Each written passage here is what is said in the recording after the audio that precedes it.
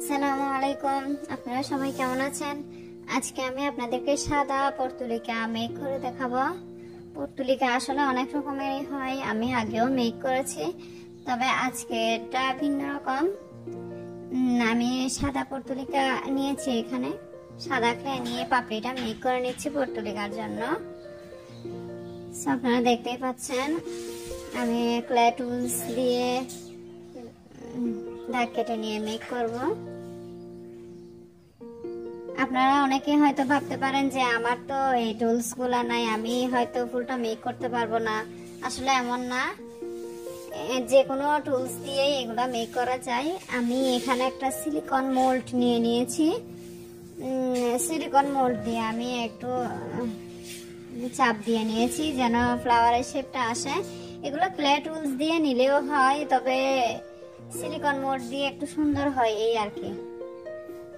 So যে কোনো tools দিয়ে মেক করা যায়, অসুন্দর হয় না। আমি তো এতদিন এমনি নর্মাল টুলস দিয়ে মেক করেছি। রিসেন্টলি আমি এই সিলিকন মোল্ডটা নিয়েছি। আপনারা যারা নতুন আমার চ্যানেলে আছেন তারা সবাই সাবস্ক্রাইব করবেন, আর যারা আমার ফেসবুক পেজ থেকে দেখতেছেন তারা অবশ্যই ফলো দিয়ে পাশে থাকবেন।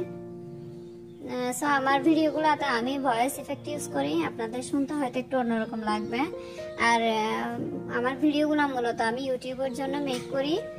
সো ফেসবুকে হয়তো বড় ভিডিওগুলো দেখতে একটু আপনাদের বিরক্ত লাগতে পারে, যেহেতু অনেক স্লো করে মেক করা।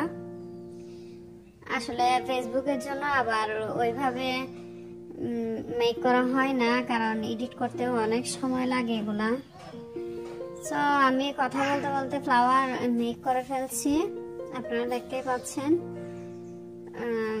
মাঝখানে রেনু দিয়ে নিয়েছি আমি, আপনারা ভালোভাবে লক্ষ্য করলে হয়তো দেখতে পারবেন। আমি এখন পর্তুলিকার গাছের যে ছোট ছোট পাতা থাকে ওগুলো দিয়ে নিচ্ছি।